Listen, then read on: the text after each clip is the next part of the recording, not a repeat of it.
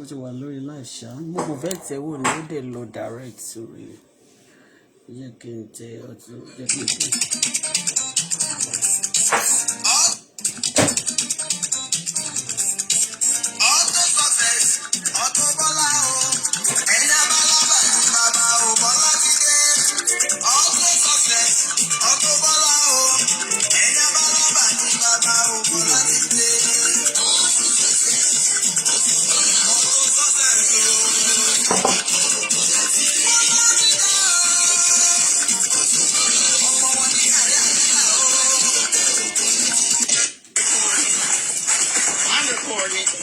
What's it?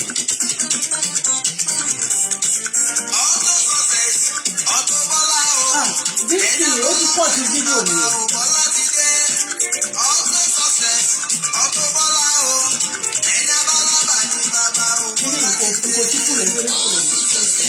Full of the video.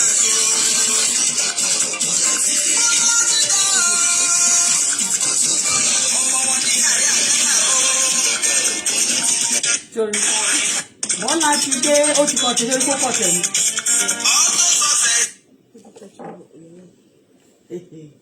Kí ló fẹ́ fa játijàti? Kò fẹ́ fi ọmọ ẹ̀.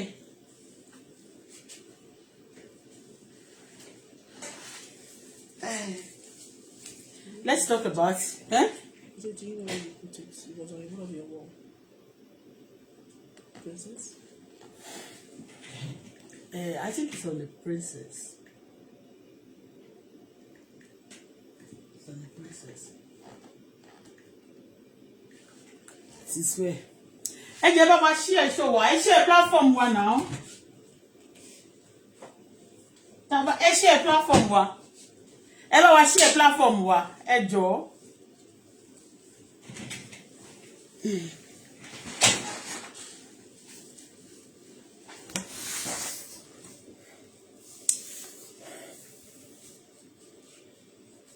Hello, Auntie Bola.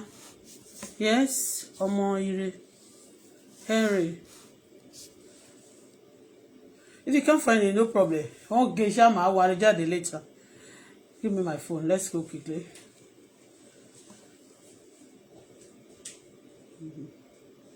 Thank you, Father, for this moment to worship you, Lord, because you're God. Nobody like you from me, so we're not to shout at the be exalted, be glorified forever in Jesus' name.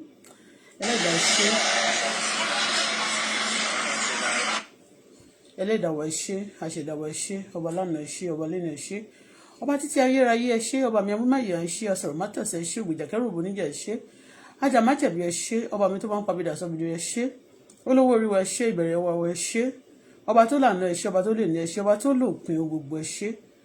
Ẹ ṣé bàbá, ẹ ṣé bàbá. Thank you, Daddy. We worship you.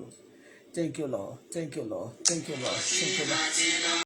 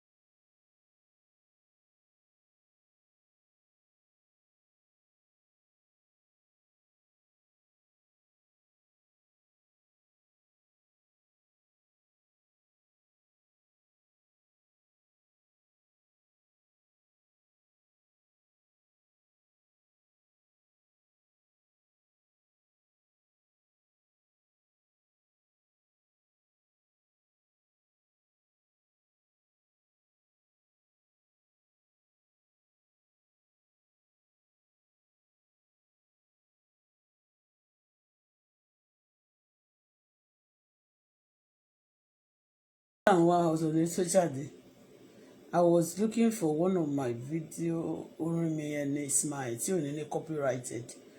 Tabade play gan so le lo ní copyrighted. Ẹ bá mi share show, share page mi.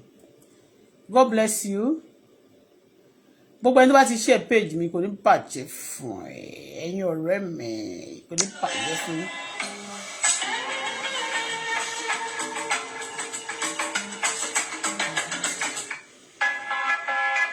Yeah. Hola,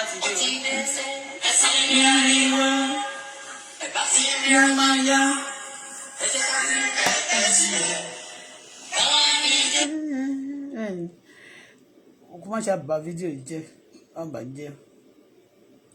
Ẹ káàbọ̀ sí bíbá yìí ṣàlàfíà làbà yín ẹ̀yin olólùfẹ́ wa ẹ jẹ́ àpàdúrà. We can't do without prayer. Ẹ má bínú o, ẹ jẹ́ mo kàn ń wá fídíò kan. Ẹ bá wa share, God bless you as you do so. Bẹ́ẹ̀ ṣe bá wa share yẹn kò ní bàjẹ́ fún èmi àti kò ní bàjẹ́ fún ọmọ wa nígbọ́mọ sí àníṣọ́fù àbúrò ní débà wa. Ẹ bá wa share.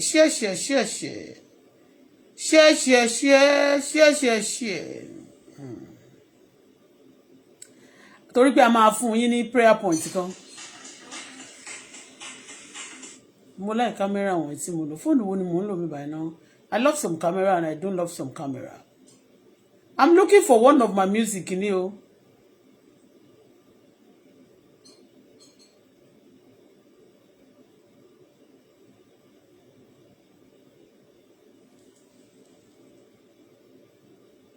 Toluwa ni mi. Come and see these ladies.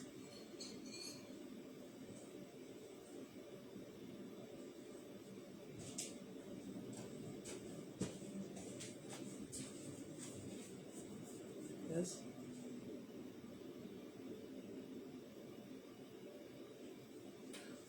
Báwo mo ṣe máa share kíní? Tolu báwo mo ṣe máa share kíní? Is music we're looking for, right? Oh. Wow. I've seen some. Ẹ má bínú ẹ jọ̀ọ́. Ẹ má bínú. Please hold on. Ibi tí o lọ yìí. That's good. Indian lọ́mọ. I hope this one is still connected, sure. Indian lọ́mọ ṣá.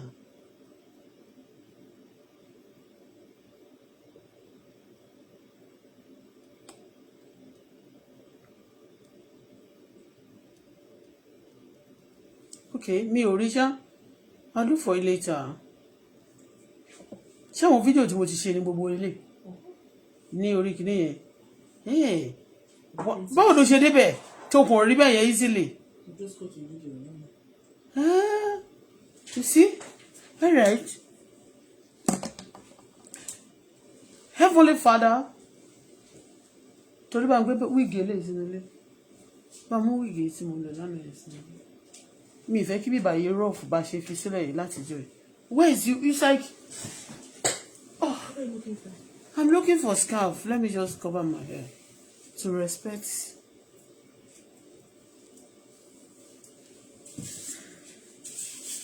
And it to cover me. I can use it also to cover my chest.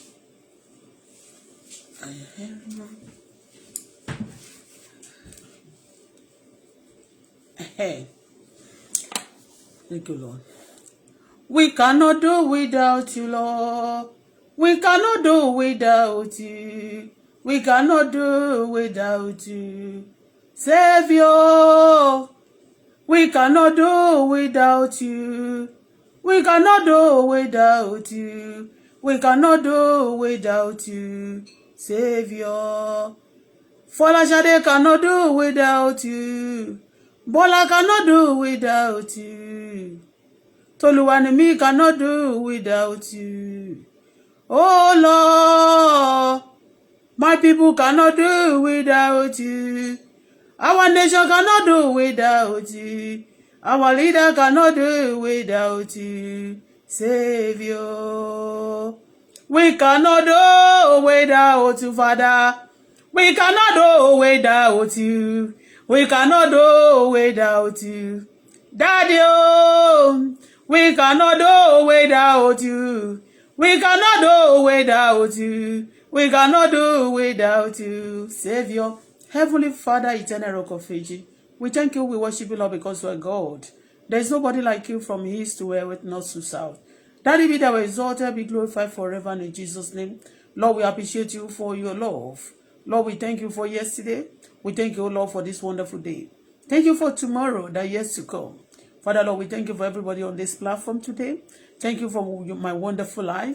Thank you for what you have done in my life. Thank you for where you're picking me from. Thank you for where I find myself today. And thank you for where you're taking me tomorrow, together with my well-wishers, with my children. Thank you, Lord, for our nation. Thank you for our friends. Thank you, Lord, for those who are happy right now. And for those who are also mourning and sad. Thank you, Lord, because in all things you said we should give thanks to your name. Daddy, I come before you today to honor you, to praise you, to appreciate you for everything. We say thank you. Receive our praise this moment. Thanks in Jesus' name. Fill us now with your presence. Forgive us our sins. In the mighty name of Jesus. The Bible says in the presence of the Lord there is a fullness of joy. Daddy, let there be your presence in our life. Father, let there be fullness of joy. I myself, I desire to be a carrier of your presence so that I can have fullness of joy. So I can depend on you every day of my life. So that I can walk in you. And also you can support me forever. Together with my children. Father, let there be your presence in our life. And all people under my platform today. And those who love us. Who cherish us. Father, Lord, be in their life. Create your fear into our heart. Let us serve you with your fear. Lord, create your fear into our leaders' heart. Let your fear, Lord, radiate our nation. Let your fear take over of everybody's heart. In the name of Jesus Christ, give us wisdom, knowledge, and understanding. Take total control. Thank you, Father, because you answer prayer. I'm about to speak this moment. It's your word. It's not for me. Use me mightily. Don't trash me after using me. I will not be dumb. Father, Lord, you shall bless me. You are a rewarder of all good. You are the giver of all good things. Father, Lord, reward me mightily. Father, Lord, bless me materially, financially. Spiritual blessing, let it be released upon me, upon my children, upon my people, upon your nation. Those who cherish us, Father, release your blessing upon them as well. The power that the enemy cannot conquer, let the power be released upon me and my children, and all my well-wishers, all those who love me. In the name of Jesus Christ, Father, Lord, take total control. Whatever I will ban today, Father, ban them. Whatever we lose, Father, lose them. I'm about to speak your word. It's not mine. Father, speak through my mouth. Let the word of my mouth today turn to fire over the enemy. Let the word of my mouth today be a light to the nation, to my life, to my path, to my children's life, to all my well-wishers. In the name of Jesus, the word of my mouth today will not condemn me, will not condemn my people, will not condemn our nation, but it shall set the good one free. Lord, liberate our nation. Father, take total control. Let the good people be mourned in nation than the bad one. So shall it be. Thank you, Father, because you have been using me. I pray, Lord, I will not be trashed and I will not be condemned. And the evil will not conquer me because I speak the truth. No weapon fashioned against me shall prosper. No weapon fashioned against my children shall prosper, especially my daughter. I pray, Lord, that those who want us, who love us, who care for us, Father, Lord, please care for them. Lord, I pray for those who are ready to listen under my platform this moment. Lord, please, interpret your word to them. Olúwa, jẹ́ kán gbọ́, jẹ́ kán gbà, jẹ́ kán ṣe ohun tí ẹ fẹ́. Etí ìgbà àtàyà ìgbà ṣe. Òun náà ni kẹ́ fún gbogbo wa. Ẹ ṣàánú fún wa o. I want to be blessed. I want to be a partaker of your blessing today. Release your blessing into our life. Release your blessing into our home, into our marital's life. In the name of Jesus Christ. Release your blessing in Jesus' name. For those who are sick, Daddy, please heal them. Father, let there be healing. Let healing take place now. In the name of Jesus, the spiritual surgeon, the good ones, I pray, Lord, that those who need surgery, Father, Lord, spiritual surgeon, Father, Lord, do it for them. Heal everybody. Heal every bones. Heal every heart. In the name of Jesus, every diseases disappear. As you are going today, you will not branch my home. You will not branch into my children's life, into my people's life, into my platform, but you shall go to hell. We cancel you. We send you to the lake of fire, where you belong to. Remain yet on the judgment day, and so shall it be. Gbọ́ ìwọ ogun ológun, ó ní ti tèmi, ó ní ti tàwọn ọmọ mi, ó ní ti àwọn olólùfẹ́ mi, orí mi gbọ́, ó gbọ́dọ̀ gbàbọ̀dè lórúkọ Jésù, àti ti kú àti tòṣì àti tàìsàn, ó ní gbà ẹni bá pèsè dá mi níbi ẹni bá porí èmi àtọmọ mi níbi ẹ̀dá bẹ́ẹ̀ lórúkọ Jésù ibi tó fẹ́ fún èmi kó jẹ́ ìpín tiẹ̀. Anybody, any man or woman that wish me bad, that bad will be your portion. Anybody that wish my children bad, that bad will be your portion. Anybody that wish my platform bad, that bad will be your portion. But those who wish me good, goodness and mercy shall follow me and you, our children, our home, all the days of our life, and we shall dwell in the house of the Lord forever and ever. Amen. Every tongue condemning whatever I do, I pray, Lord, there shall be condemnation for them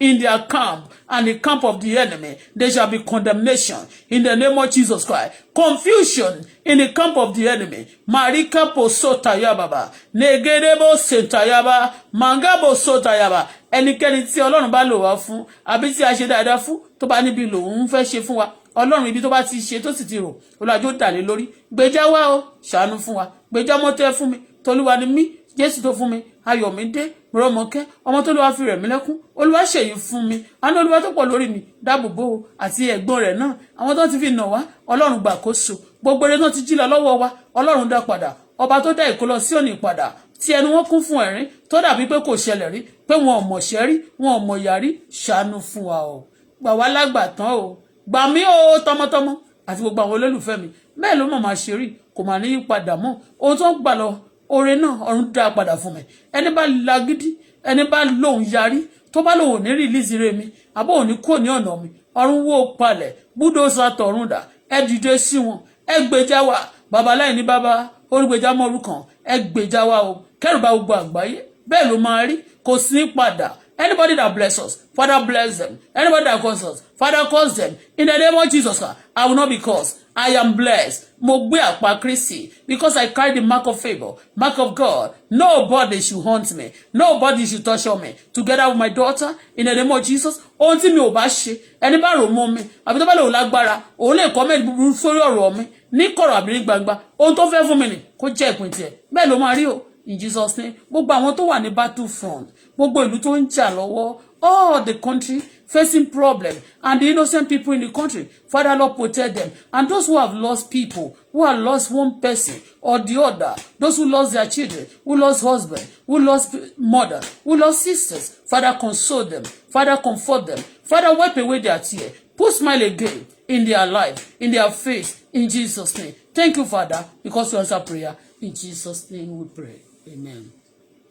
And I open this platform in the name of the Father, the Son, and the Holy Spirit. Father, I want to possess my possession. I want to start to pursue and to overtake whatever the enemy have stolen from me. In the name of Jesus Christ, you said to David, you said pursue. It's right time to pursue and to overtake. And whatever the enemy have stolen, I pursue today and I overtake and I recover back whatever enemy have stolen from me. In Jesus' name. Amen.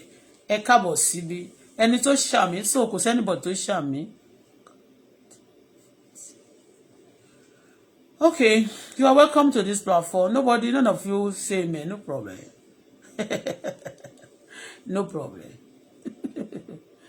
But don't forget, the anointing you don't respect cannot work for you.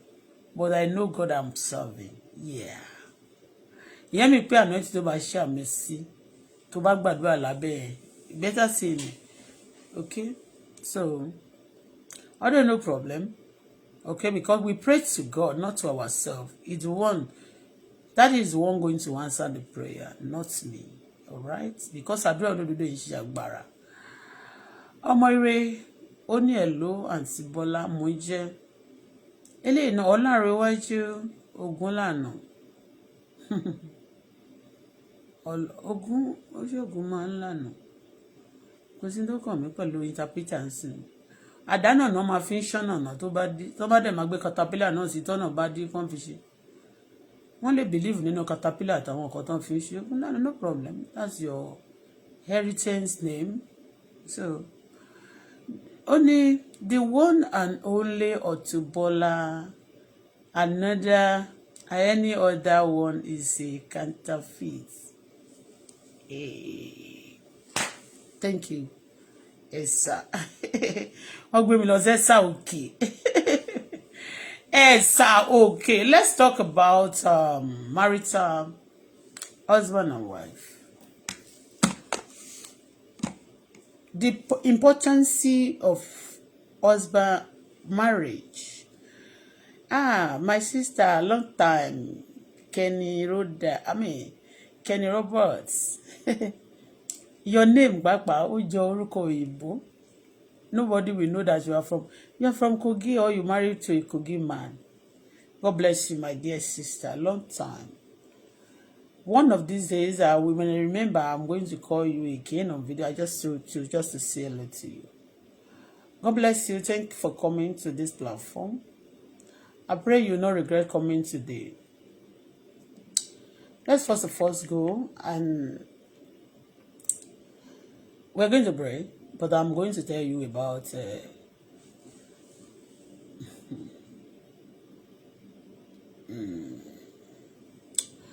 what Bible said though about what Bible is saying about relationship and marriage.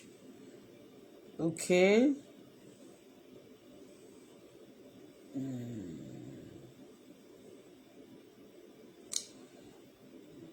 Let's say I will read many things. I mean, let's talk about marriage today. Now we start with it. Marriage, okay? I'm a yà sí àwọn ibì kan. Ó ti yé. Ẹ bá mi share if ẹ wọ́n sí mi. Although no problem, sha. No problem. Tí ìfẹ́ bá ti sọnù ní orílẹ̀-èdè àbí níbì kan, kò sí problem. Yeah. I'll start with Proverbs 18.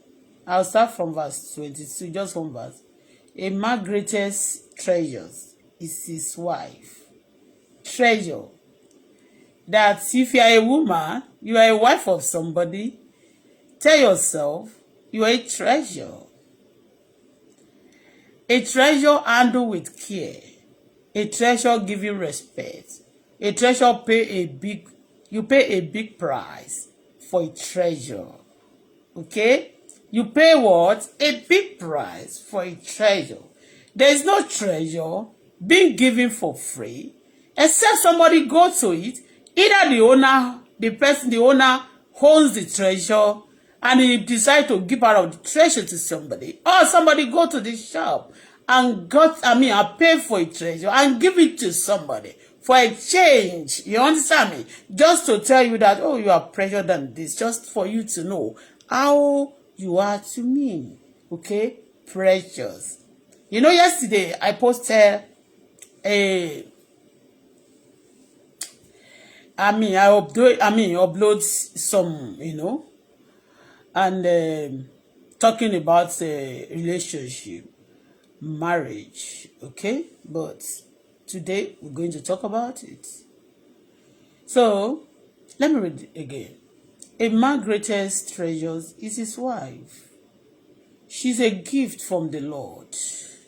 She's what? She's a gift from the Lord. When you find a good husband, a good wife, you are a treasure. You are also from a gift from the Lord. You don't bother find burúkú náà. Ó ti yé bẹ́ẹ̀ yẹn. Sí táwọn fẹ́ fi ó ti yé. Kọ́lọ́run kó gbà wá ní fún ènìyàn burúkú mọ́ láyé wa o. In Jesus' name. Mommy, please, I need your little assistant, please. Níbo lẹ ti ń bọ̀ báyìí? Wumi, Olamide. This is my first time seeing you on my platform, but no problem. Right here, what the assistant look like. So we see what maybe it's the things we can solve. Okay? But don't divert me. Don't play on my intelligence. Make sure whatever you are saying, you are not being seen, and you are not playing a game. So, because a lot of people, they test it, they just want you to fail. They will call on public and come and write something on their platform. They want to see how you're going to react. So, because already they discuss with some people, okay? So, because this is my first time seeing you on my platform. Let me know. But I just put my inbox me. Let me know what is it.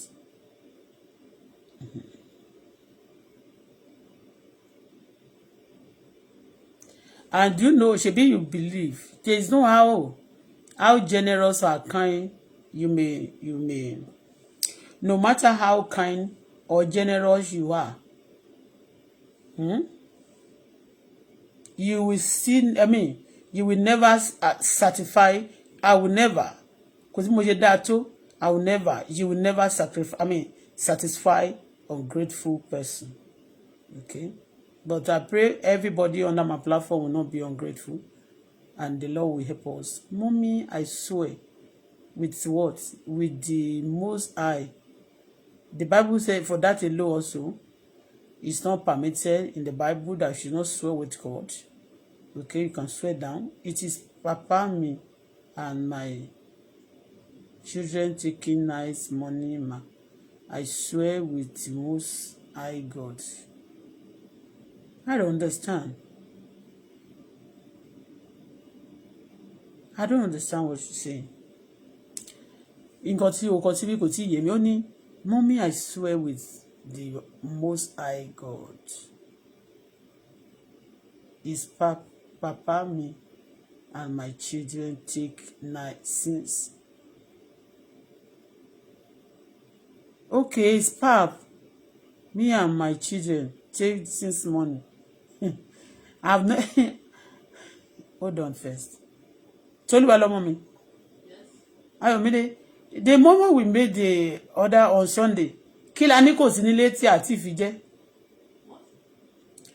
Kí la ní kò sí nílé lánàá. Gary, we are even looking for Gary. There's no pipe in this house also. I'm Gary. The Lord will provide. Kí ló wá fẹ́ kí n ṣe sí Papa àti Gary tí ò sí mi? You have not shared my video before. I've not seen you. And do you know that life is give and take? Life is give and take. You don't know that life is give and take. We are not preaching that today, but I can branch. Okay?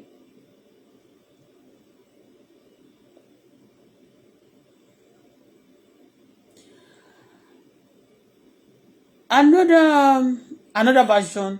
I'm going to read many places for you. I'm coming. He will find a wife, find what is good. Who find a wife? Ibi tí mo kọ́kọ́ ti fẹ́ bẹ̀rẹ̀ ní ilé. Only who find a wife. That to tell you, a woman is not permitted to find a man. A woman is not permitted to find a man. A man is permitted according to Bible.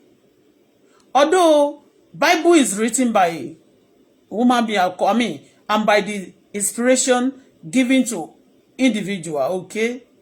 And everybody prepare their own understanding, and then they match everything together from Genesis to Revelation, okay? So, but according to what we believe, I believe in the Word of God, and that is Bible, okay? So, the Bible and the Quran, they look alike, but they speak different language, all right? So, this one, the simple mathematics of this Bible, is not permitted for any woman to go for women.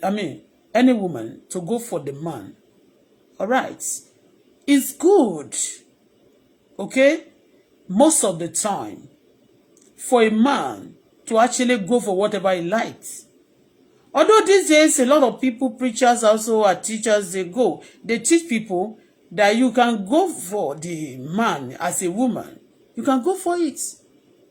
You see, because these days, when this was written pie together, then there's no more exposure there's no exposure like this.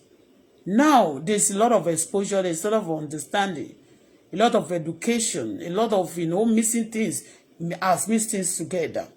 So people don't want to really waste time. But the Bible said, he will find a wife, find what is good. Another one said, who find a good woman, a good wife.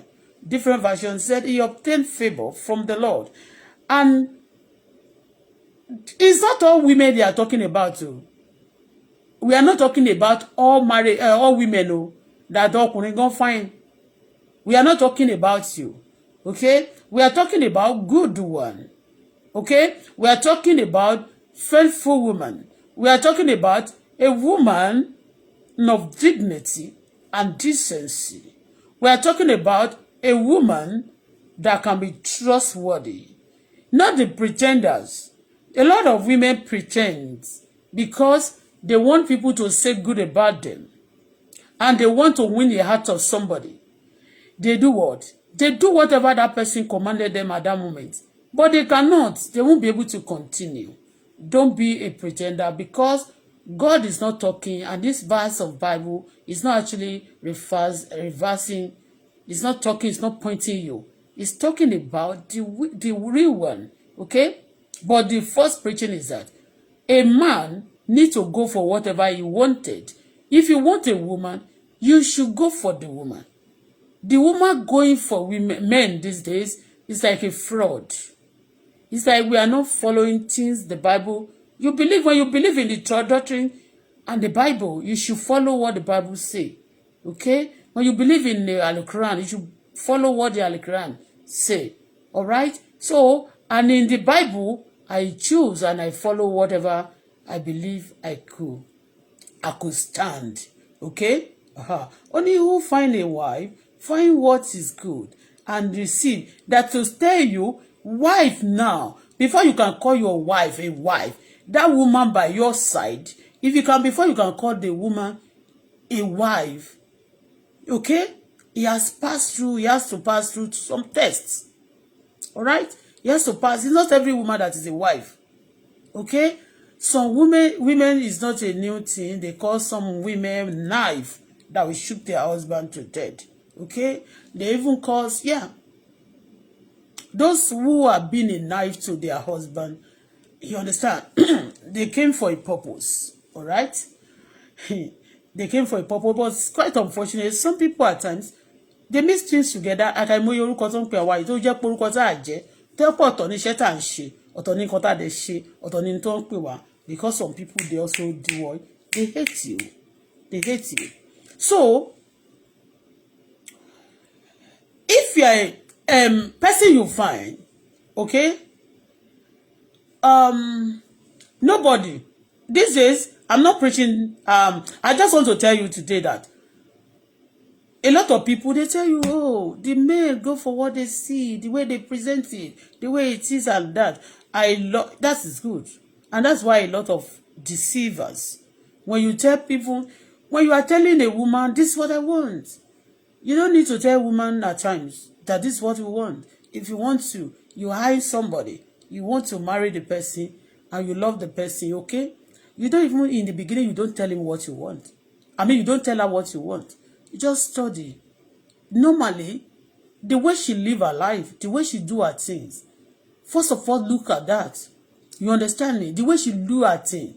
She may have some flaw, and she may have something. You may not find 100% things you want in her, but you have to see the way she do her things. The many things you, excuse me, the many things you are not pleased with. Maybe you have solution for it, okay? But first and foremost, you have to see good thing in that person. Okay? You have to see good thing in that person. O gbọ́dọ̀ rí. Ibi tó bá kù, kó kàn jẹ́ pé ibi tí mo lè cover me, because they are weak vessels, okay? We are coming there. But now, this is what a man needs to go for whatever he wants. The woman going for men, the people in the world, they can do that because of understanding and because they spare no one, okay? But as a child of God, you have to be very, very careful and let the man go for what he wants, okay? Because when you go for it at times, they take such people for granted. Even those they go for. So you won't go for I like this thing. I like this woman. Not this thing. Not this wonderful creature. God, I love this person. And they still misbehave, okay? But I'm telling you today, that is not advisable. Now let's go to the Bible. Yeah. What is the duty of a man? You know. Surely, despite the obìnrin wicked vessel, as Bible have created, as explained women to us, that obìnrin fún ọkùnrin yẹn. You know why? Any woman dedicated, giving to you by that God, now it will become soft and lesser than you. Okay? And that's why they said the man is the head of the husband. I mean, the head of the wife. Let me read one verse for you. Hold on. Let me. Bí mo ṣe ń sọ̀rọ̀ náà mo ń fojú search kan. Okay? I am coming.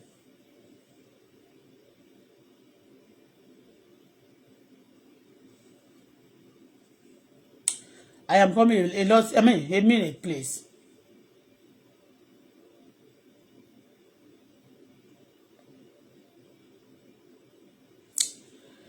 I'm looking for, excuse me.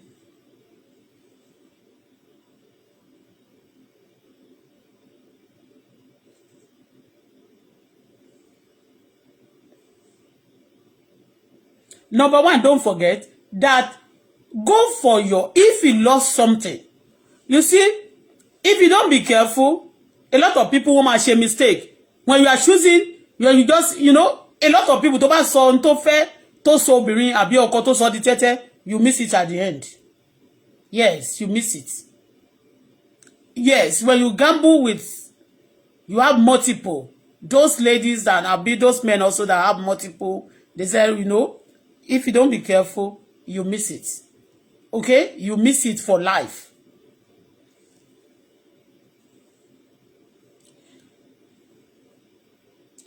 I'm coming.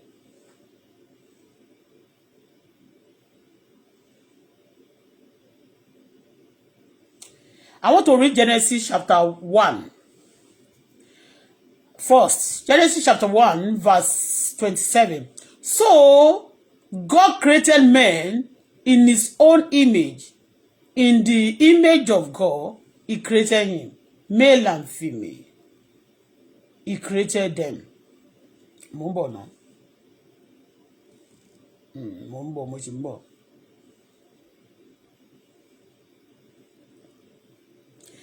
A woman is lesser than the husband. Because to the husband, not to the every kò ṣe fún gbogbo ọkùnrin o. Not man, kò ṣe ọkùnrin tí ó bá ṣe ọkọ mi. You cannot come to me and tell me that you are bigger or you are more superior than me. Because a lot of people, a lot of men, when you see them outside, when you're working with them, or you see them by the road, they will tell you, what do you mean? You don't have husband at home, compare me with your husband. No, the person is not my husband. Kí ló dé ẹ ti ń wálẹ̀ náà, ẹ má wálẹ̀ o. Abẹ́ ń wálẹ̀, ẹ má wálẹ̀, ẹ má lọ sókè bẹ́ẹ̀. According to the book of Ephesians, okay? So he said, wife, submit to your own husband as to the Lord. You understand me? As to the Lord, we always submit ourselves. We say, I surrender all to God. I surrender all unto Jesus, unto mighty God. Blessed Savior, I surrender. God, Bible also says, Ephesians chapter 5 verse 22, say, submit. Why? Submit yourself also to your loving husband. Until when the man come for you, when he now said, I want you. The moment he said, I want you, because number one, if a man should go for you, then he submitted to you in the first instance. Now, the return is for you now to do what? To come back totally and humble under him. Okay? After talking to God, this is not first time listening to this, okay? Because these days, I see things, especially on the media, you understand me? And if your marriage, you are not basing on you are not following the right step on relationship. That's why a lot of problem also is outside there. A lot of problems are being created by maybe a relationship that is not at all, that is not being a relationship at all, raising some children, okay? Or the one that are broken, okay? And you see, normally, we're supposed to, apart from helping our husband, helping your husband, a single man, is not so much hard because the Lord has deposited strength in us to help to carry that man alone. To carry him to carry that. God is going to help you to carry the man. But the moment you are alone, then you double. Okay, you get more strength because you are no longer a weak vessel when you are not married. When you are not married, you are no longer a weak vessel because, or you are not married, or you are not married, or the marriage something have happened to the relationship. Yeah, you are no longer a woman. I'm talking to a woman now. You are no longer a weak vessel because you are no longer, there's nobody to support you apart from God. And the God we are calling is for everybody. So I'm telling you today that marriage has a lot to do in our society. A marriage, a lot of people today, they carry not one person, tomorrow also another person. And a lot of problem, a lot of jealousy, a lot of trouble are going under the system, going everywhere in the home, has caused a lot of problem because of this. So, first do the right thing, and then we will have a right answer. All right? Like somebody like us, we will make a lot of mistake. So, instead of you to stand and to wait for the right time, then you jump some step, and then instead of you going, you thought you are going front, and the step you jump, then now push you away, then you find yourself, you have to start the line again. Okay? So that's why you see a lot of ladies, they tell you, some men, they will tell you, this lady, Papa, what is it? Can't you see a lot of pretty lady outside? Can't you see a lot of women are men now? What is it, sir? You are even getting old. You know one thing, it's good to be married. All right? Marry to your husband, you. Don't marry to a wrong man. Don't marry to a wrong woman. Okay? When you marry to a wrong man or a wrong woman, you are not married. Okay? You are not married. You are even single will be better than you. Okay? So, don't marry to a wrong person. When you marry to a wrong person, you also cause trouble in society. Okay? Don't marry to a wrong person. When you marry to a wrong person, you will cause trouble in the society. Okay? When you marry to a wrong husband, he's not going to feed, he's not going to support you, he's not going to be responsible. When you marry to a wrong woman, he's not going to be there, he's not going to feed, and he's not going to be right. Also, you just feel as if you are not married. Okay? So, be responsible. All right? Be responsible. Be what? Be responsible.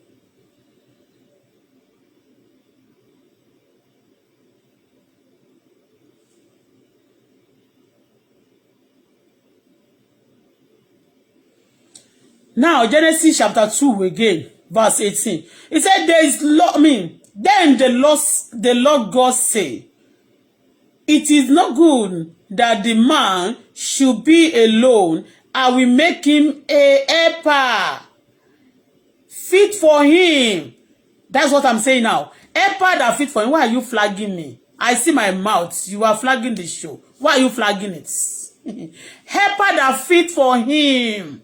You must marry somebody that fit for you. Okay? You must marry somebody that fit for him. Everybody has component. Ó dà pé kon yọ nǹkan kan lára nǹkan kan ni. Example. Okay. Toluwa lọ́mọ mi. Toluwa lọ́mọ mi. Give me one glasses in inule. Just anyone. Quick one. Quick one. I want to make, I'm over here example for you. Do you see these two sunshades? These two glasses? You see, they are both glasses. But you see this one, the frame of this one is different from this one. So if you try to remove this one and fix here, it's not going to work. Okay? It's going to be like, it's not going to fit because this frame is not made for the glass. This frame is made for this. This frame is made for this glass. It's not made. The glass is not made for this frame. So the difference, and that's why most of the time, a lot of people have failed, and their failure also have caused trouble in the society. Instead of the first timer When you fail at the first time, instead of them to wait and do correction of that, they refuse. Okay? They refuse to do that. They want to just, instead of correction, they was making an error, and an error continue to pile, the problem continue to pile, and the moment any problem we are facing, don't forget, we are giving it to the world. Any problem anybody facing, they are facing it, they are throwing it into the world. Okay? By, whatever, how you handle it, either you settle it, either you look for solution for it, or you give the problem like a sickness. You infect others. Okay? So, today, I'm telling you, face the right one. When don't gamble. And don't think so much with your brain. You understand me? When you see things that fit you, anything that fits you, quickly. Don't need to waste time. All right? So that's Genesis. Fitting the original one. That made for it. A lot of marriages fail. A lot of relationships fail because. And the Bible said, what God has joined, let no man put asunder. Your marriage, a lot of people put asunder because you are not joined by God. You are living together with somebody. It's not joined by God. Sorry for this. It's haunt. But let me tell you, it's nothing but the truth. A lot of people are not fitting. They are not matching. A lot of people are not made for each other. And that's why a lot of people, and the enemy will continue. They continue having problems like that. Okay? A lot of mistake. Okay? All right. But I'm telling you, don't forget, don't allow any woman to, if you're a child of God, okay? If any woman comes to you and says, God says, God should give you also, if you cannot see like that person, you should have a confirmation. You should have another way of having confirmation of, God says, okay? Because God is not a God of passion. When he speaks to A, he can speak to B. Ọlọ́run tó bá kẹ́tẹ́kẹ́tẹ́ bálámù sọ̀rọ̀ tó bẹ̀rẹ̀ kò sọ̀rọ̀ ń bẹ̀yàn sọ̀rọ̀ can speak to you. Ó lè má jẹ́ bó ṣe ń bá spirit jim sister àti brother ẹ̀ sọ̀rọ̀ ló ṣe ń bá ìwọ náà sọ̀rọ̀. So, okay? So, mo rò pé both of us we are learning. That's what God said we should say today. Because marriages also is part of things that give our society a lot of calamity.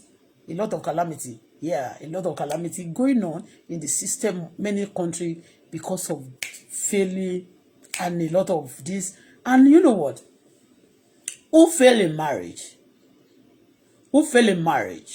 Many times, if it doesn't reconcile, and they refuse, and they reschedule, and they recalculate, then it can fail in whatever it do. So a lot of people who are failing also, we rely on some demon works, because demon cause failure. Àwọn Muslim when somebody is so in haste, you understand me? They always fail. They believe they are from demon. You understand me? Because spirit of demon is the arm robber. You want to quick and rob and go. Yes, arm robber wants to go to people's house and just go quickly. They don't want to waste time because delay is dangerous. Okay, so they believe that rushing is also part of her. So any demon, they believe that demonic rushing spirit, like somebody wants also to do something without anybody, not notice. You understand me? Because they are not, they want to cover some things. Late. No, relationship, marriage, especially, should not be like that. Okay? And at the same time, you should not get late. You should not be what? You should not be late. You should not be gambling. Don't be onitete. Okay?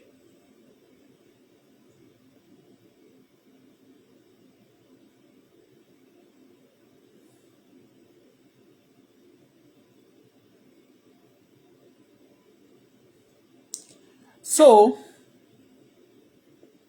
now he's telling us, you see, when you go for that's part of things that cause respect for people, the husband, the wife, is when is a husband, when you read the Ephesians again, Ephesians chapter 5:25, husband love your wife as Christ loved the church and gave himself to us. You understand me? So when somebody come for you and he dedicates and he spend money and he spend his time and also ready to do many things, they also work for the relationship to stand because they invested. Ohun tí a bá fara ṣiṣẹ́ fún kò kí lè pẹ́ lọ́wọ́ ènìyàn. People who go to who approach their wife actually invested in the woman they wanted to marry. They will not forget the investment. Okay, they will also give in the invested time. They will invest also money and invested many things. And when you invest many things, it's just like a business. You will not love to lose it. So marriage is also a first business. First investment and first business. So when you are losing in relationship, I promise myself, I rather not go into any relationship than to go this time around and fail. Never. And anybody that love to fail, because some men also, they are ready to fail. And if I'm not ready to fail, I must not settle down with a man that is ready to fail. You understand me? Because some men are ready to fail. Some women also, they are ready to fail. They will tell you, it's not do or die. You marriage after getting into it. Relationship is not do or die. Okay? A place you can, it's not do or die. But the relationship, you cannot do or die there. The language must not be coming from do or, it's not, marriage is not do or die. Okay? In that is, even when you are a business person and you import a car to Nigeria, especially as example, and getting to Nigeria, wọ́n ti gbá mọ́tò yẹn lẹ́gbẹ̀ẹ́. Ṣó ti yé, owó dẹ̀ ló fi gbé láti Canada lọ sí Nigeria. Wọ́n wá clear mi tó ti ń gbé jáde, wọ́n wá gbà. Because of that, you not throw it away. People hit it. It's not me. The fault is not from me. The accident just come. We're talking about some accidents do happen in a relationship. Okay? But not that you till accident that be more back because of that, you now throw it. You waste money. You are losing. So, may Almighty God will not make me a loser. God forbid again. So, and people will ask you themselves, "Oh, mama, we kí ló sọ báyìí kò ní yé ọ̀pọ̀lọpọ̀ tí ò bá lọ́gbọ́n púpọ̀." Wọ́n ní báwo lèèyàn ṣe ń fail. Some people sign to fail. Yeah. Some people they forget, this business, they forget the money they invested. They forget the time they invested. They forget if wọ́n ti ẹ̀yà bóyá wọ́n yáwó loan ni. You understand bẹ́yẹn? You know when you borrow money in loan, tó yẹ pé ẹni tó fẹ́ gbowó lọ́wọ́ ẹ̀ gan ń béèrè, ó mọ̀ pé ó máa sanwó. Ṣé o mọ̀ pé ò ní fẹ́ lose irú kábè kíní bẹ́yẹn. Tó bá jẹ́ pé owó yẹn ti ẹ̀ lose over that to have shortage gan wá kàn mí pé at least me ní waste gbogbo owó yẹn, you understand? But if you buy invest anything at all, it's going to lose you. Ó máa lọ bò mí ni. So don't let any woman or any man kó jẹ́rù nǹkan bẹ́yẹn nínú ayé ẹ̀. Okay? So people will be saying, a lot of people want to challenge me pé kí ló tẹ̀ máa ń ṣe lady gan. Kò ṣe pé tiẹ̀ lówó kò tiẹ̀ ṣe pé ní ìkọ̀kan. Màá ní àwọn tó lówó náà Ọlọ́run ló fún wọn. Ó ti yé bẹ́yẹn. Owó àti torí nǹkan ta need tẹ́lẹ̀tẹ́lẹ̀ tá ti go into relationship, and at the end of everything we cry. Even when you cry out, is good ní kò wá ní value mọ́. Kò wá ní minimum. I pray I will not share mistake lórúkọ Jésù. In Jesus' name.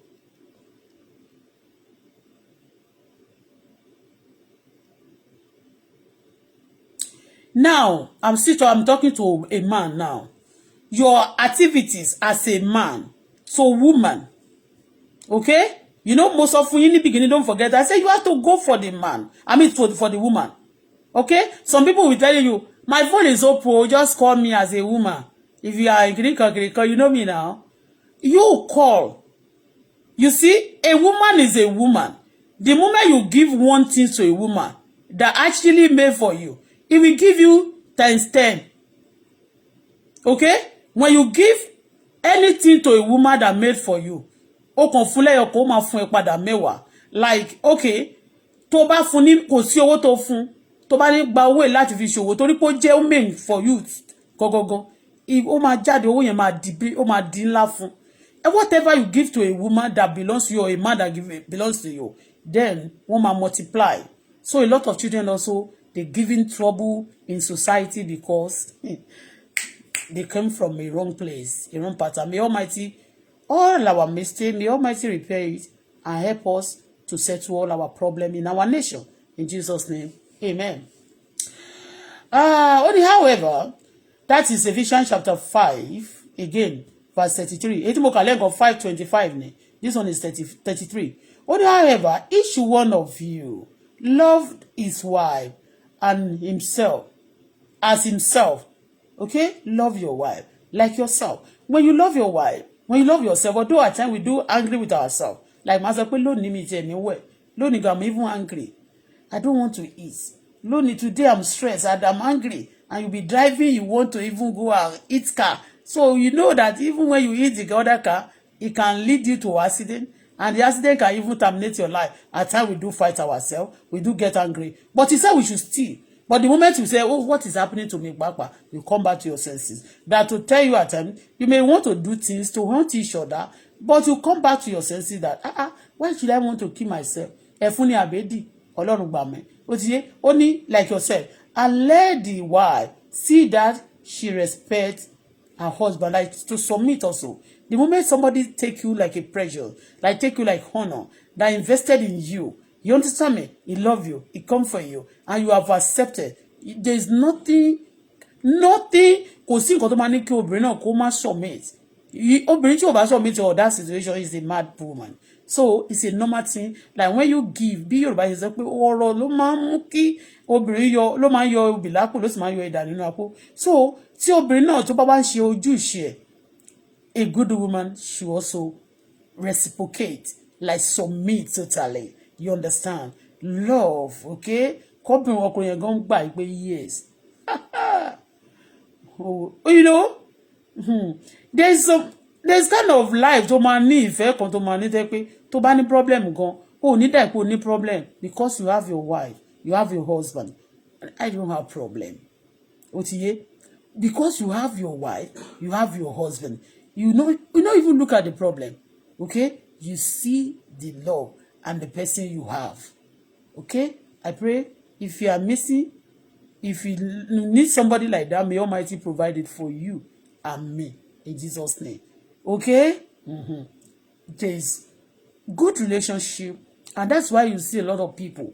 Kì í ṣe gbogbo relationship torí ẹ̀ kì í ṣe gbogbo marriage tó bá fi ń fẹjú mọ́ wa lórí social media ni máa ń sọ pé oh God ni máa ń cherish o. Ẹlòmíì ó kàn sórí ẹ̀ pọ̀ ní ẹlòmíì kàn fẹ́ hàn tiẹ̀ ẹlòmíì kàn fẹ́ pẹ́pẹ́. But we are talking about real relationship, real excellent relationship, okay?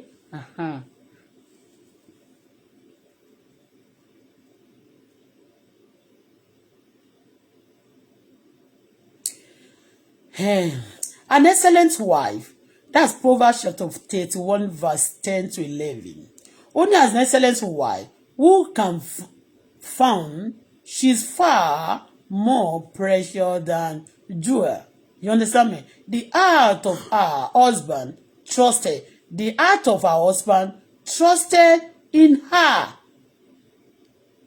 You see? Now, let me talk to you women. I mean, you that wonderful person.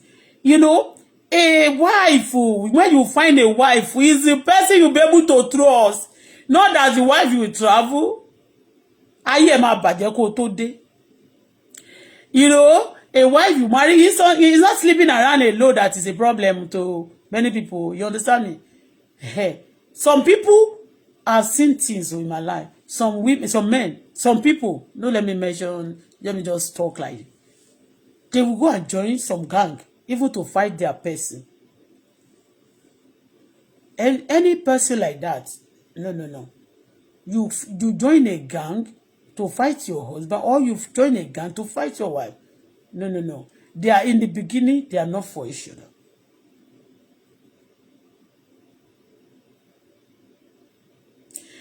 Only the heart of her husband trusted in her, and he will have to lack of gain. You see? He has to lack gain in it. Because, you know, your husband should be able to trust you. You understand? Your husband should be able to say, my wife, although, tó bá ti rọ́kùnrin obìnrin náà tó bá tún ṣe bẹ́ẹ̀ máa pé wọ́n máa ń pe àwọn ọkùnrin tó bá ṣe bẹ́ẹ̀ ńgbà mi wọ́n máa ń pè wọ́n lọ́dẹ àbí obìnrin tó bá ń ṣe irúkọ bẹ́ẹ̀ wọ́n máa pè wọ́n lọ́dẹ. Your wife should be able, your wife should be able to, your husband should be able to trust you. Yeah, I trust my wife.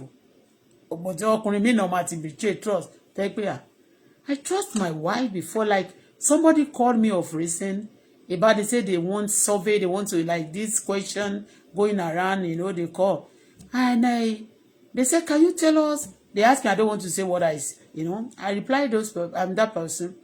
He said, why you just asked me some questions. I said, in the beginning of me being in this place, I said, I just explained my mind, But these days I said, I'm trying to lose trust and, I don't want to tell you what happened.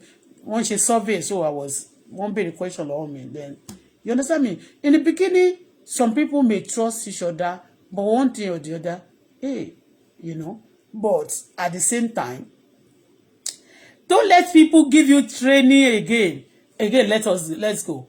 Okay?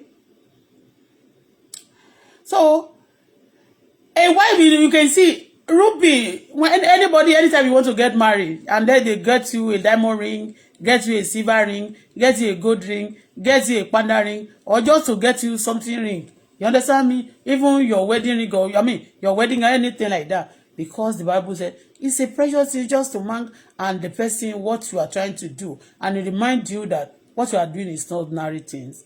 You understand me? And that's why then they will ask you, are you sure what you are doing? Are you really understand? Do you really understand the meaning of this? Okay? So, but before some people don't understand, they got into it. They rush in and they rush out. May Almighty God save us from it. But don't forget, I'm still telling you again, that go for a man first. If you have something to think or come back well, lójú àbí tó dẹ̀ wí pé ẹni yìí, ó ti understand, go for it. Okay? You see, there's love. In love, there is no ego. In love, there is no pride. In love, there's nothing love don't do for each other, okay? When you are still having some ego, you only have ego, it's not love. Love is willing to help. Love is willing to assist. And love will help you to even pardon some things, you understand me? Okay? Love ò ní jẹ́ kó rí. May Almighty save you. May Almighty speak to you more than we can explain. May Almighty speak to me more than I can explain to myself. In Jesus' name, amen. Thank you so much for today, but we are still going to read more, then we round up for today.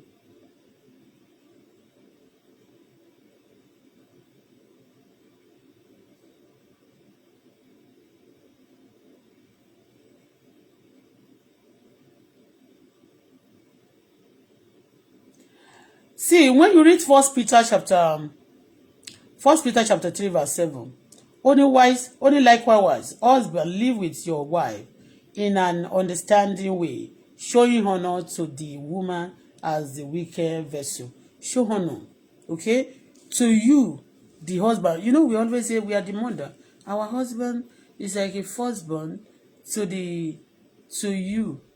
All right, but you can have a child and later the baby grow, is taller than you and he has more strength than you, even more knowledge, more education and more money and more many things better than you. But despite that, you are the mother. But the moment you marry, when a man go for a vessel, it is that, into fair, remember, is a weak vessel. That's what Bible say according to 1 Peter chapter 3 verse 7. So he said it's a weak vessel. You look at it since you understand, they are weak vessel. Weak things that are weak. You try to it's like the another English is a fragile. No. Okay? You bought this thing, is be all over there, ṣùgbọ́n ó wà fragile, ó dẹ̀ wà. You understand me? You have to handle it with care. You handle it what? With care. But these days, a lot of society is going the way bó ṣe ń lọ nísìnyí tí ò ṣe dá, because people are not handling what they're supposed to handle with care. They handle it anyhow. They throw it anyhow. They maltreat it anyhow. They step on it anyhow. A lot of marriage also who have made for each other, they've been maltreated, they are not handling themselves with care, they kill each other. Okay? They kill each other. I pray, Lord, every person that listening to me today, including myself that you use as a vessel, we face one problem or the other in our relationship. I pray, Lord, that you are God of reparation. Father, Lord, repair all situations in our marital life. Even those children we have that have not yet married, I pray, Lord, that you direct them. The problem they can have in future, Heavenly Father, settle the problem today. Whatever problem we are faced in our relationship, oh God, I pray, Lord, that the problem shall vanish today. Father, settle all problems. A lot of people are going through trouble because of what people will say. They can't say it out. A lot of people, they are no longer enjoying their relationship. A lot of people are no longer loving anybody. A lot of people, when they see a man or they look at a woman, they look like monster to each other. They are not even yet married. They see each other like a masquerade, like a pretender, like a green snake under the green grass. They see each other like a bad hands. Oh Lord, because of bad experience that each of them have faced in a different path, in a different way. I pray, Lord, today, Lord, give everybody another new heart, another new eyes to see things the way God wants it. Father, Lord, take total control. I pray, Lord, every problem, every real couple facing trouble that can also lead to death, I pray, Lord, today settle them. Lord, let there be settlements. Marika poso tayababa. Demon, fight marriages. Satan against relationship from the beginning to date. I pray for those who listen to me. It's not my word today, but the word of God. Those who listen, and including me, that been the teacher, that been the preacher, that the word of God coming from my mouth. Lord, settle all our problems concerning relationship, concerning marriage, in the name of the Father, the Son, and the Holy Spirit. Oh Lord, a lot of people looking at tell me about obìnrin, I won't be criminal of the highest order. Hello me àpò obìnrin ani gbogbo obìnrin ajene. Hello me àpò gbogbo ọkùnrin ani they are all criminals. They are all terrorists. They are all killers.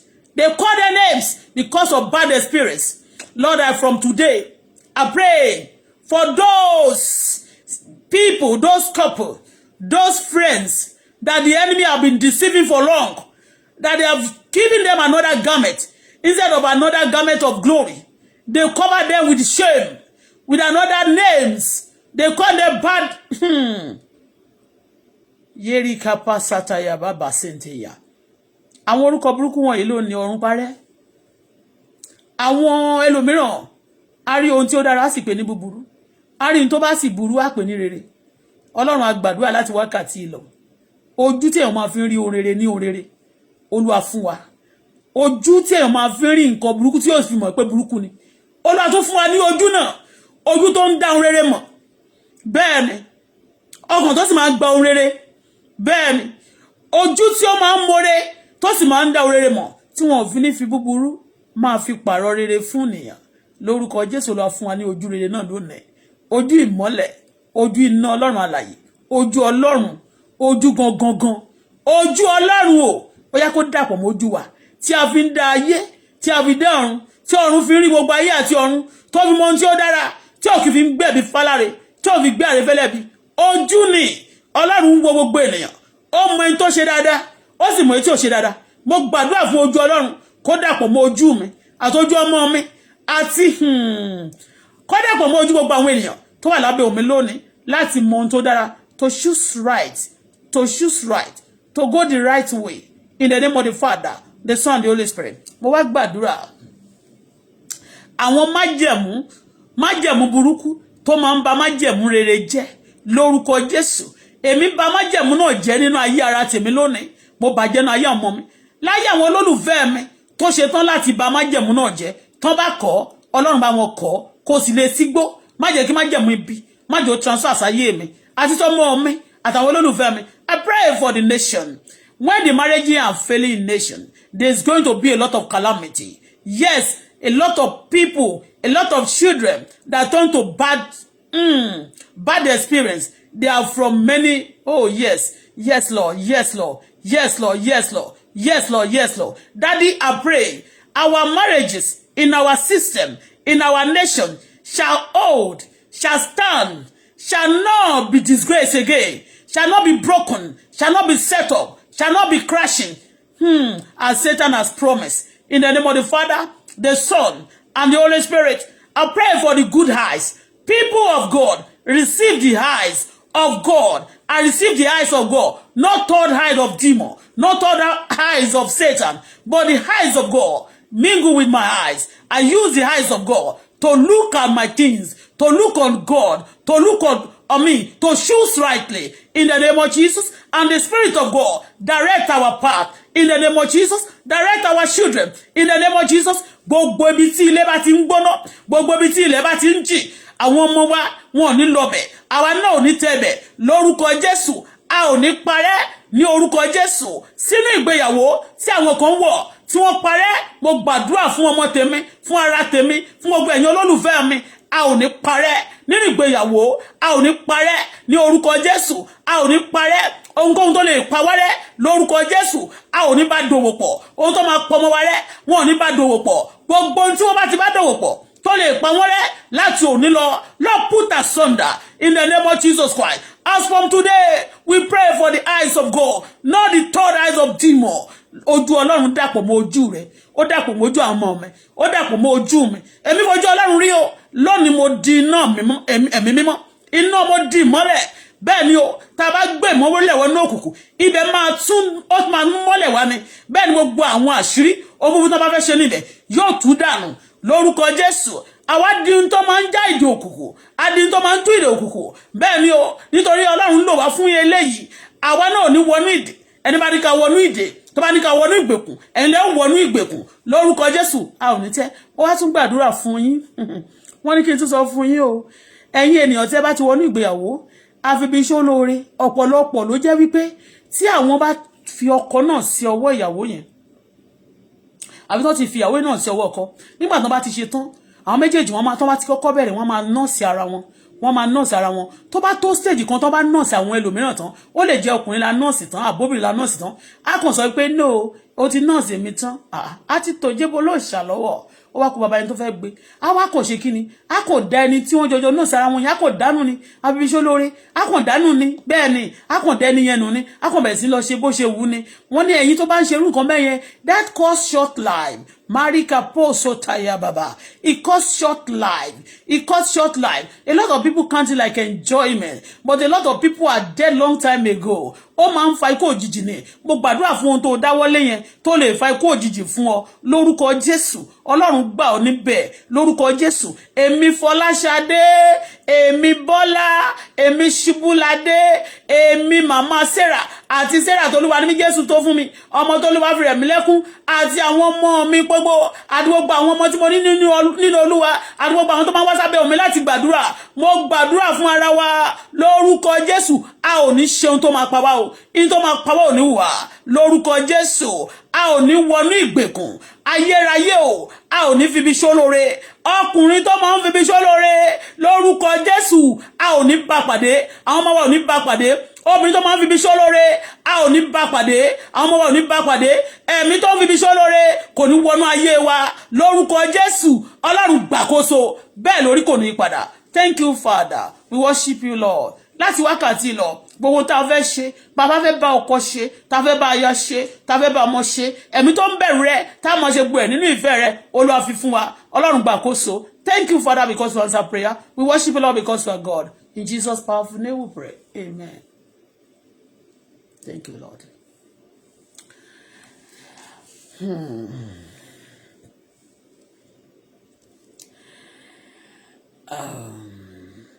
Thank you, Father. I will treat you here. Wumi, Omomide. Yes. What do you say? Well, you say you need my assistant. In which area? Nibone.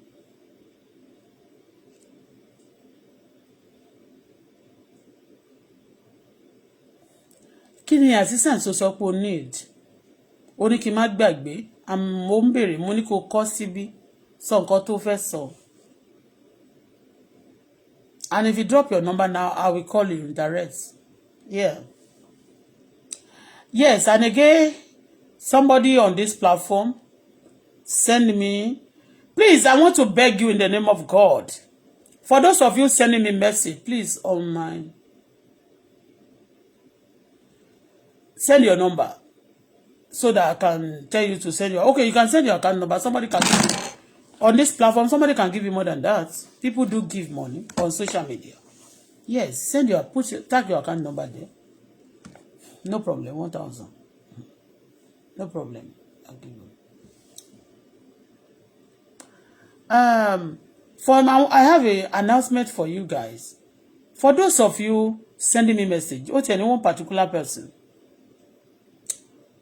Business. Auto-Bola.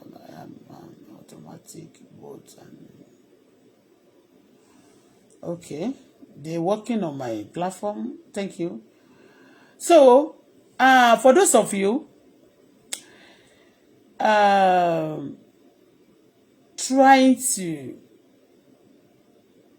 OPay, shall is always OPay, no problem. I'll give you. But I just put school come on me this on taffy hotel lọ sí school. Oh yeah. Tolu me. Just to for me. Please, can we shall fún OPay lówó? Bá mi fún wá mi wo abẹ́ platform wa re nìkan tó fi OPay síbẹ̀. But send your account number. I want to talk to you. Send your account number. I mean, send your phone number. Tolu check on that kini.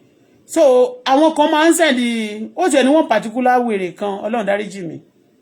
Tó lóhun babaláwo. You don't tó fi orúkọ ẹ̀ tó sọ pé òun fa kíní kan láti Ọ̀yọ́. Don't try nonsense with me. Listen Anjorin ló ń ṣe yẹn.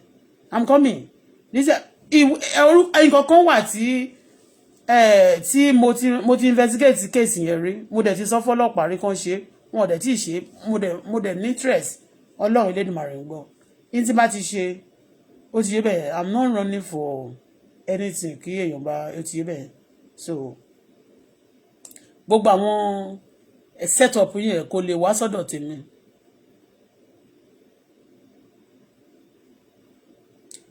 Okay, that's your phone number. Mo ń bọ̀. Ìwọ tó máa èyí tẹ́ máa ń jáde tẹ́ máa wá máa no máa ní kẹ́ wá máa send message hello, I love you, how are you? I'm happy to meet you here, baby. If you try that for me, tí mo wo phone mi tí mo rí èpè ni máa gbé yín ṣe ẹ máa ṣánku o. Ẹ má ṣe bẹ́ẹ̀ fún mi. Àwọn tó ràn yín wá because I know all those people on the Facebook and gbogbo lórí burúkú wọn yẹn àwọn terrorists wọn yẹn tó plan sórí Facebook. You be ẹ má ṣe bẹ́ẹ̀ yẹn. Don't do that to me. You do that to me. Ọlọ́run máa bá mi short in life. Don't embarrass me. Don't disgrace yourself. Okay? So don't send message. A lot of them tá bá sọ mo wà lórí chat tí wọ́n ní wá wọ́n bá ti wá ní kó lọ message mi. Àwọn tó ràn yín gbogbo wọn pátá ni mo anybody tó bá ti wá sórí platform mi àbẹ́mi tó bá wá sínú inbox mi tó wá send message ẹni tó rò wá Ọlọ́run ti fi wọ̀n mi kó tó dìgbà yẹn. Okay? So ẹni tí oúnjẹ iṣẹ́ ẹni tó wá yẹn Lisa Anjorin ló send ẹni yẹn wá.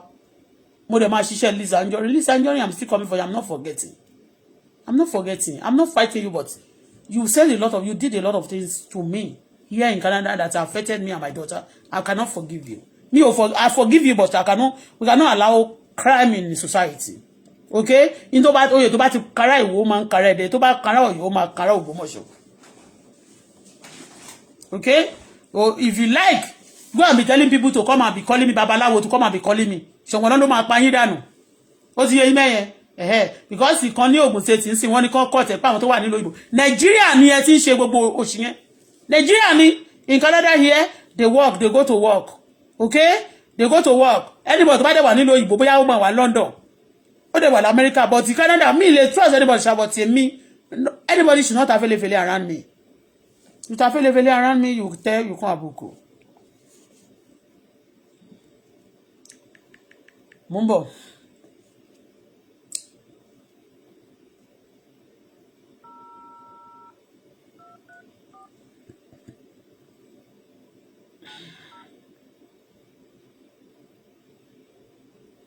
Nọ́mbà wo lélẹ̀?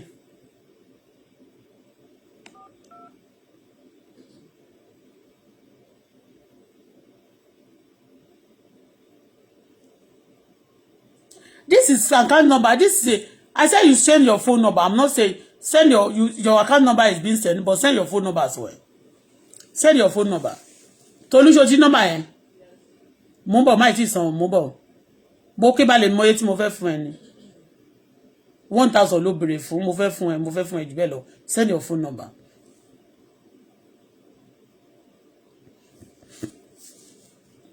Mi ì tí rí phone number ẹ, but mo tún fẹ́ fi lónà jẹun o.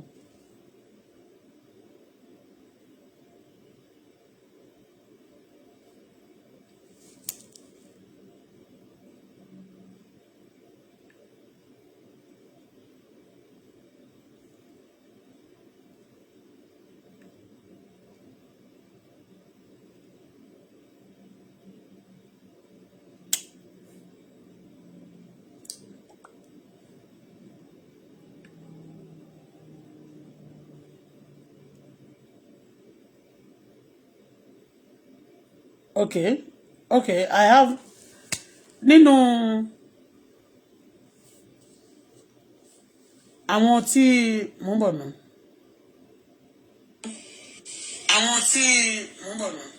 Send your phone number.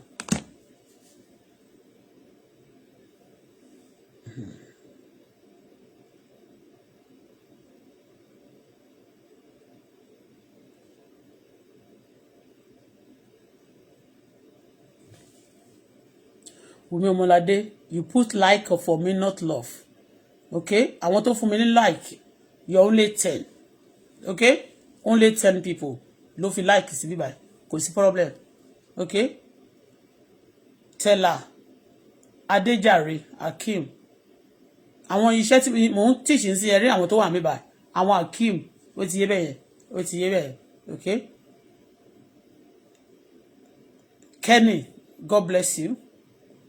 You gave me love. Another person who gave me love. Oluwatoyin, Medina, Saliu. Majority of them, they are Muslim, okay? Tokunbo Lawal, Solarin. God bless you, Wumi. Omi ìwọ náà ni tó bèrè owó lọ́wọ́ mi. Ọlágòkè, Ifáfẹ́mi. Yes, today, somebody sent me a lot of something by ẹni tí ó sick ẹ máa gbọ́ o mo ní ojú àánú gan o but only 5 people here ní àárọ̀ yìí àmì 10 tó ti àwọn tí ò ṣe like tí ò ṣe love on my page this morning I put love and like more than 10 on people different pages but I'm here you put 10 I don't worry okay I don't worry mo ń bọ̀ mi síde mo ń bọ̀ mo ti rí number yẹn yeah. And I want to see people, the people who have shared it. Me, mo fẹ́ wo àwọn tó ti share. I do share people page. Out of àwọn tó share page, tó share láàárọ̀ yìí. Ǹjẹ́ mélòó ló share page mi? Tó bá fún mi ní 1 cent, mo ti lo more than 1 cent láti fi ṣiṣẹ́ lórí bíbá. Okay? Mo ń bọ̀, I'm coming o.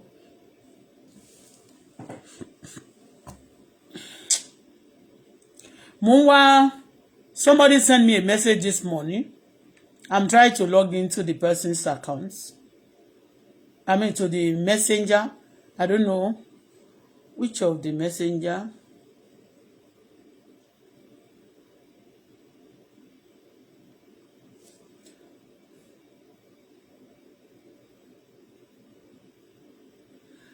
Okay, okay, that's it. Okay. Me of you WhatsApp pé anything to direct mo fẹ́ pé I'll call you direct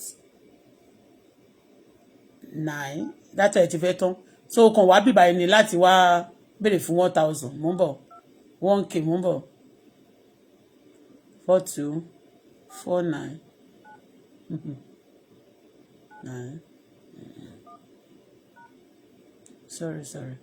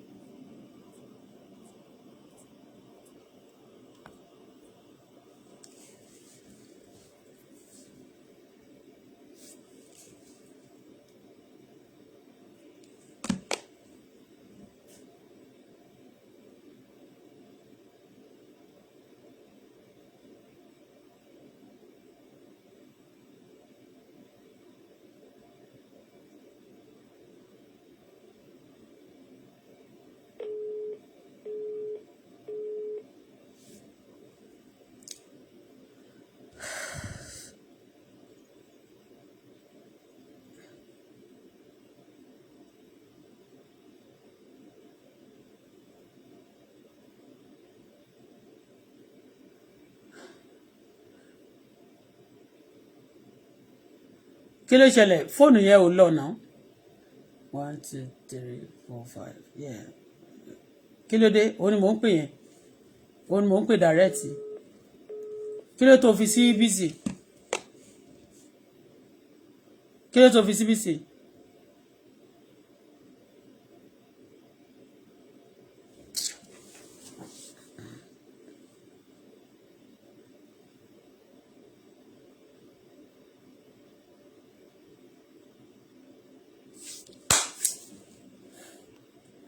Tí nọ́mbà ẹ̀ ò bá ti lọ, tí nọ́mbà ẹ̀ ò bá lọ 1000 ló béèrè 1000 yẹn kò pé 1 cent níbí báyìí.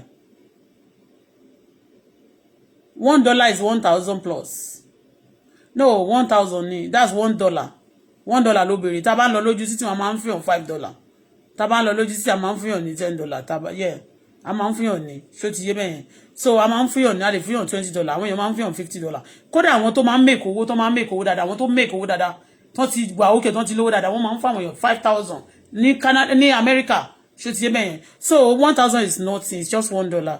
Even when you have not paid your rent 1000, you can pay 10,000. I can dash people 10,000. I can give 10,000 to 10 people.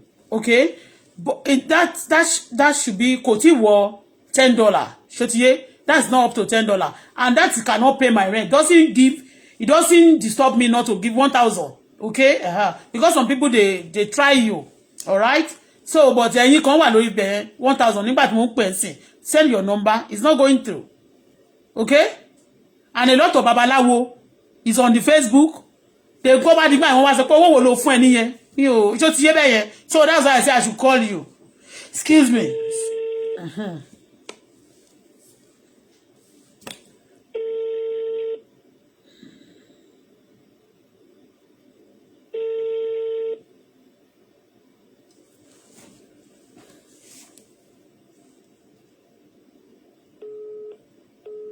Okay, ó ti já sílẹ̀. A lot of babaláwo ló wà mẹ́ẹ̀ náà ti mú mẹ́ẹ̀ náà máa sọ pé ẹni tó ń tọrọ owó bóyá ọgbà ẹ̀wọ̀n ló wà ó dẹ̀ ní criminal case kan lọ bẹ pé ẹni tó ń fún ẹ lówó láti lo òyìnbó ìkó wá lọ sọ pé ó ṣe nǹkan fún mi àbí nǹkan ṣó ti yé.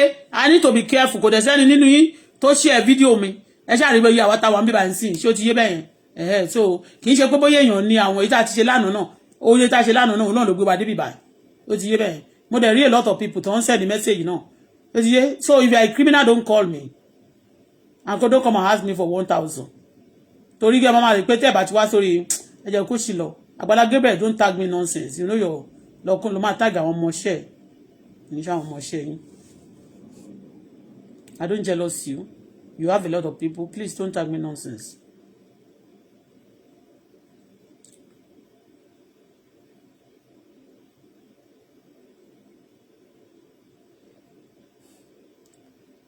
Yes, ẹ̀yin rí RS yẹn is available. So you called me. Send your number instead of you calling me like that. I call you back. Ẹ bá wa rajà. Níṣe pé kẹ́ máa jókòó sórí Facebook kẹ́ máa lọ tọwọ́ 1,000 jẹ àná yìí tì. Kí lèmi gan ti jẹ lẹ́yìn. Mi láhùn but mo rí pé mo fẹ́ pè ẹ́ nísìnyí pé mo ní ṣó ti rí pé send the account number. What is 1,000? 1,000 is just it's less than $1. Abájáde náà a lè fún èèyàn ní $10 a lè fún wọn, you know, but kéèyàn má mọ̀ ẹni tó ń fún lówó Nàìjíríà náà ní problem kó má jẹ́ babaláwo àwọn terrorists náà lọ káàkiri orí Facebook wọn là ń pè sí tó gbé kọ pick náà. Àwọn èèyàn sábà ń pè tá ń béèrè owó lọ́wọ́ wọn lórí bíbá wọ́n mọ̀ wá despite pé wọ́n mọ̀ wá wọn ò dẹ̀ fún wa náà bọ̀ tí a sọ pé àwọn ò mọ̀ yìí àwa dẹ̀ ń ṣe nǹkan tí gbogbo àgbáyé ló mọ̀ wá ni wọ́n rí wa kì í ṣe pé wọ́n mọ̀ wá àfi bóòsì pé wọ́n mọ̀ wá but there's nowhere we can hide. There's nowhere we can hide. So anybody tó bá ń blog tó bá ń ṣe nǹkan burúkú orí ẹ̀ ló burú.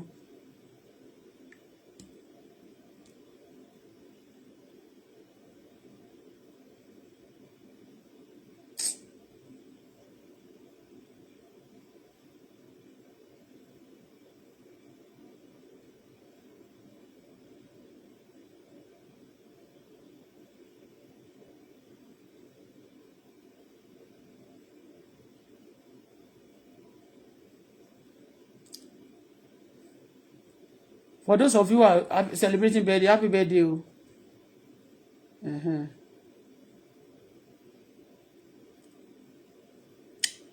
Ṣé Nàìjíríà tó máa tẹ̀ tọrọ owó lọ́wọ́ mi báyìí máa tún fún wọn. Ẹ kó sí lọ mi ráyè orí burúkú mi ráyè ẹjọ́ òṣì ẹ lọ́ máa rán ti ìṣòro tó báyìí.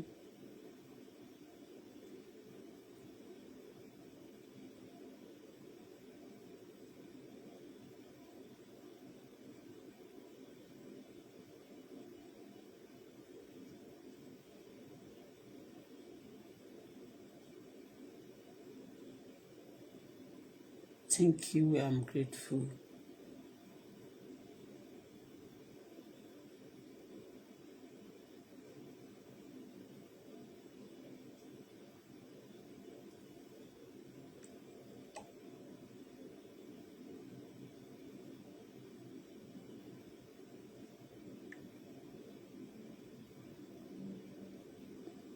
Please, I'm begging you in the name of God. Those of you just putting me in the group. Did you see me? I don't have group. On social media, don't put me on any group. Without my consent, if you put me on any group, I will post you. I will screenshot your page and post it on my platform as a terrorist. Don't put me on your group. I don't have group on Facebook. I don't know anybody apart from myself and my daughter. Our family that in Morigo Papa. You got to be careful. Talk less of today. People need to be careful. Don't hurt me. Be konu. Etori Ọlọ́run. And to buy a motor, you buy car even if you want to buy car. You buy car to buy patronize me. Fine, you are welcome. Apart from that, don't put me in a group. Ẹ má fi mí kún anywhere. Mi ò sí no share. When they are sharing money, they don't give me. The time of problem, I'm not going to be there for them.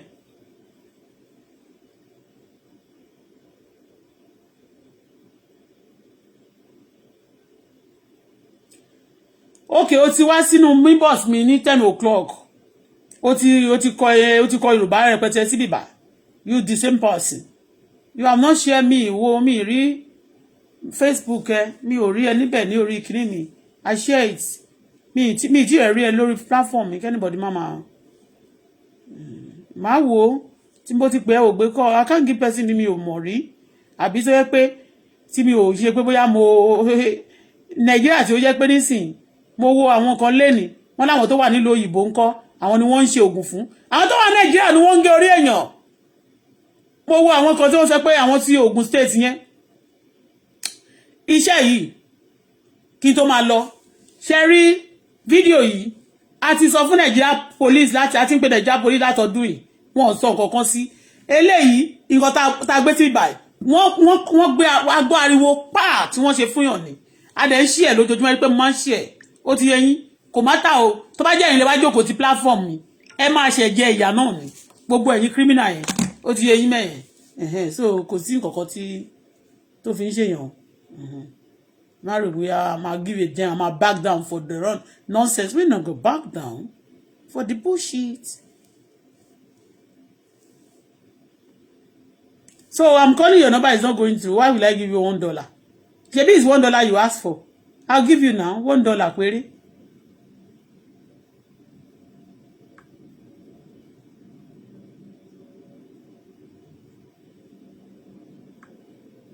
You say you asked me for $1. I'm calling you. You are not picking.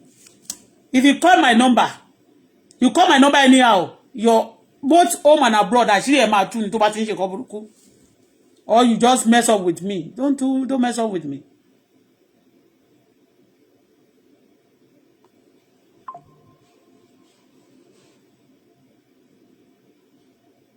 Don't try bullshit with me.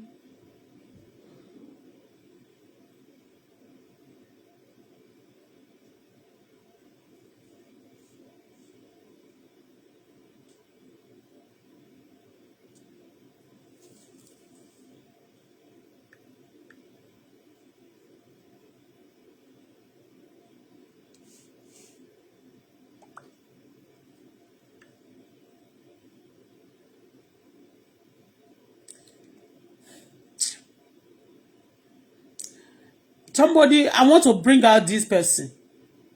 Yeah. Ó ti send message to me láti òru. Kí ló fẹ́ fa jàtijàti? Wetin wọ́n cause starting. Kí ló fẹ́ fa? Mo I want to. Ẹni yẹn ó ti send the message to me.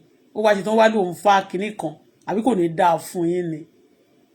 Whatever I tell you I hate, don't try to send those such things to me. Ẹnìkan náà tún sọ pé òun ṣe operation ojú kí wọ́n help òun. Ẹ lọ sọ́dọ̀ Dorcas o. I don't have time for those bullshit. You be asking me, you don't share my page, you be asking me 1,000. I come here, I teach for fun. You don't share, you show you hatred to yourself. And you still tell me, mo sọ pé kò send the number, mo ti mú number ẹ̀ dání, olówó àmbẹ̀ yẹn. Kódà máa ṣe, kí n tó fún ẹ ní 5 naira, máa wo ojú tẹ́ mo fẹ́ send ẹ̀ sí.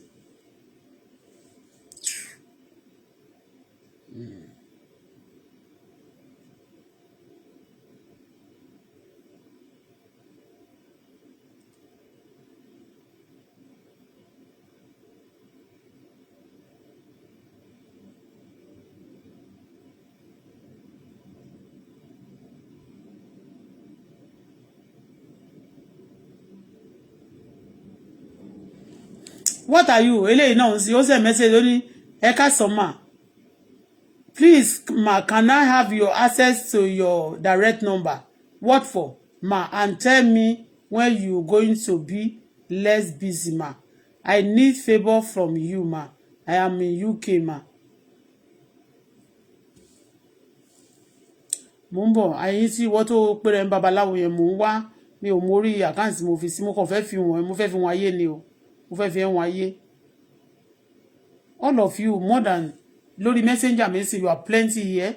You cannot come on my platform and come and comment there and share my page. You be coming in my inbox. Mọ́tò ló máa pa yín dànù. Tẹ́ bá ti wá sínú inbox mi. Tẹ́ wá máa sọ jágbajàgba. Àwọn nọ́mbà àwọn tí mo ní lọ́wọ́ ń gbà àwọn tó tẹ̀ jẹ́ politician. Wọ́n send ẹ̀ sí mi ní kí àwọn ló send ẹ̀ sí mi fúnra wọn. I never look for their number. Mi dẹ̀ lọ sínú inbox wọn before that time mi ò lọ sínú kíní wọn báyìí like bí messenger wọn mi lọ́bẹ̀. I never go there.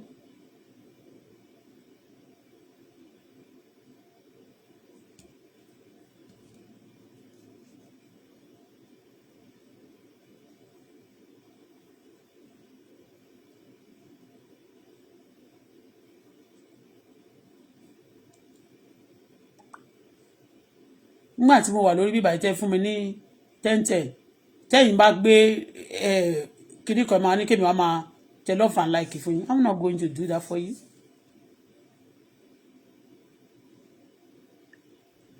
Show me hatred, you want me to be giving you money. I have no time to give anybody bullshit even when I have money today. 1,000 ló béèrè, I'm not going to give you. Òní mo ṣe pè é ń sìn tí bá ti rójú ẹ̀ bá ti rí face ẹ̀ má béèrè kí ló ṣẹlẹ̀ jẹ́ wo nǹkan tó fẹ́ tí bá rí ẹ tí mo wo gbogbo condition ẹ̀ bẹ́ẹ̀ má dẹ̀ televise ẹ̀ sórí bíbá bẹ́ẹ̀ ni mo lè fún ẹ ní 10,000 that's $10. Yeah but I don't know you just ask me from orí Facebook I can pick ẹnìkan random wá ní kẹ́ lọ béèrè lọ́wọ́ ẹ̀ kẹ́ lọ gbọ́ èmi ò ń ṣe a lọ sọ fún babaláwo àwọn olè àwọn apanilẹ́kùn ẹ̀ no ó rí pé mo pè ẹ́ direct tó bá wù yín kẹ́ pín nọ́mbà mi sọ́wọ́ tẹ́ bá pín fẹ́ anybody ẹ tún máa ní problem ni so don't do nonsense on my page ṣé rí pé àpariwo ó wọ pé tẹ́ bá wá sórí platform a máa rówó àbí ẹ̀dẹ̀ fẹ́ wá náà láti lówó a máa sì lówó náà ẹ ti mọ̀ ẹ̀mọ́ pé máa ń pọwọ́ pọ̀ láti sọ pé fẹ́ jáyàn bọ̀ ní tá bá máa jábọ́ mi ò ní jábọ́ orí yín la máa jálé a máa ga jù yín lọ sí yet gbogbo ẹ̀yin abatẹnijẹ́.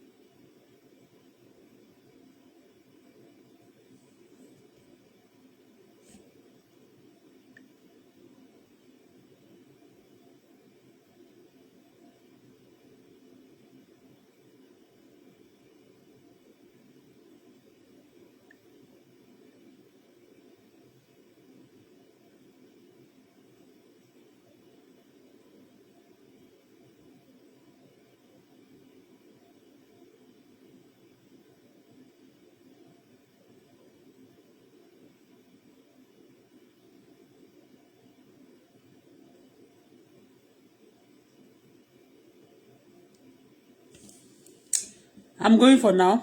I'll come again. Ọlọ́run á lọ lónìí àti ń lọ báyìí. Olúwa máa bá wa lọ. Bàbá má jẹ́ àṣìṣe o. Ṣàánú fún wa. Gbọ́ ọlá ṣe ọ̀run. Jésù agbára wa. Àmín.